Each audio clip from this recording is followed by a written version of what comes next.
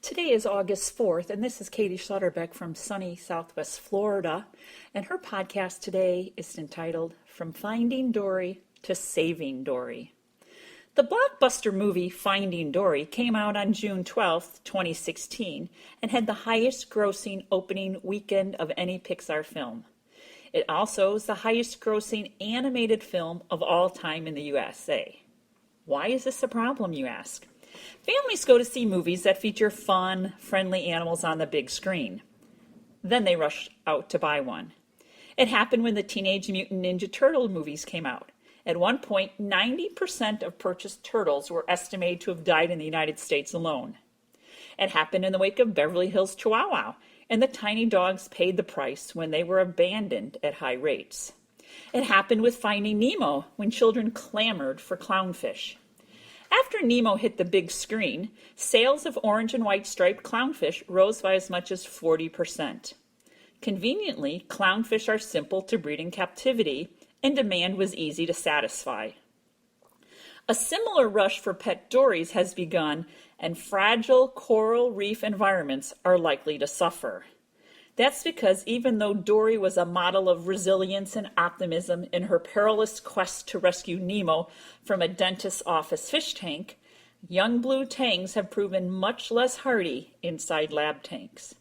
As Dory graduates from sidekick to leading lady, the lack of a captive bred option will drive collectors to source more blue tangs from the wild, a harvest that's often unregulated and destructive. As a whole, the industry is not renowned for its environmentally friendly business practices. The waters in the Coral Triangle, the region around Indonesia and the Philippines, supply most marine aquarium fish sold worldwide. And without regulations to control collections, this region also suffers most from damaging collection techniques. Some collectors there still use cyanide, a chemical poison that temporarily paralyzes fish and harms corals.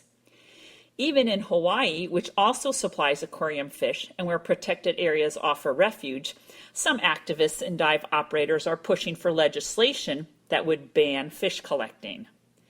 That movement is fraying nerves among aquarium and hobbyists. If Hawaii closes its reefs, ethically sourced tropical fish will become harder to find, putting yet more pressure on places where destructive practices persist.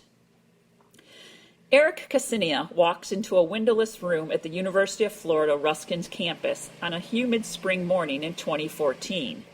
A few kilometers away, anchored sailboats bobbed in the marina of Tampa Bay. Inside the TAL, the Tropical Aquaculture Laboratory, the biologist's destination was a much smaller body of salt water, a 210-liter tank filled with flea-sized baby fish struggling to survive. The latest attempt to conquer what has become equal parts scientific puzzle, conservation quest, and race against Disney. The goal of the experiment was simple: to raise in a lab, for the first time, Pacific blue tangs from freshly laid eggs to fully formed iconic reef fish. But success has been elusive, and after dozens of failed attempts over many months to raise the oval-shaped, yellow-streaked blue fish, Dory was, as usual, in the back of Cassano's mind when he arrived at work that spring day, and he was eager to check on the not-yet fish, which were defying expectations. 2 weeks earlier, 4,000 eggs had hatched into nearly invisible larvae inside a cylindrical tub big enough to fit several toddlers. And while most previous trials had ended around day 6, these fishlets lived on. While the larvae surpassed another typical crunch point at 11 days, Cassani wondered if they would finally make it. You try not to get too excited because there's a lot of disappointment, he says. But it was awesome. Then came the beginning of the end. Cassani noticed that the larvae looked pinheaded, which meant they weren't eating. Some were swimming in tight little circles, also a sign of demise. By day 20, all were dead. Another setback up a long road with a now imminent deadline. July 19, 2016, in a statement, researchers at the University of Florida Tropical Aquaculture Laboratory said they had successfully bred Pacific blue tangs in captivity for the first time. Researchers say the breakthrough means that one day home aquariums and marine life exhibits might not have to rely on the capture of blue tangs in the wild. Lab director Craig Watson said the next step is helping commercial producers replicate the researchers' success with the species. Perhaps Dory's story holds hidden premonitions, albeit skewed by geographical error. The new film takes Dory on a journey to the place of her birth, a research facility in California. It looks like Dory might be saved after all. This podcast has excerpts from the following articles. Breeding Day, an article by Emily Sohn published in Heike magazine on May 3, 2016. Dory bred in captivity for first time, an article by Rhett Talbot published by National Geographic on July 19, 2016.